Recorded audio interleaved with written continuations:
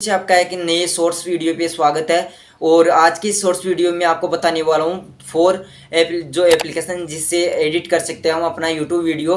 तो वीडियो को शुरू से लेकर अंत तक देखना और आपको अच्छा लगे तो चैनल को सब्सक्राइब करना और वीडियो को लाइक कर देना। तो सबसे पहले हमारा जो एडिटर ऐप होता है वो होता है काइन मास्टर। तो बहुत अच्छा काइन मास्टर है, इसमें क्रोमा की ऐप हो जाती है। जैसे मेरे पास ये ब्लू जो बैकग्राउंड तो इसे चेंज कर सकते हैं हम इसमें। इसके साथ ही सेकंड नंबर पे आ जाता है जो इन शॉर्ट एप्लीकेशन, इस ये भी एडिटर एप्लीकेशन है। इसके साथ ही हमारा तीसरे नंबर पे एप्लीकेशन आता है वो आता है वीएन एप्लीकेशन। इसमें बहुत सारा फिल्टर्स जो अपने कलर्स गाइड जो पीछे का बैकग्राउंड होता है वो चेंज करने के बहुत सारे ऑप्शन इसमें देखने को मिलते हैं।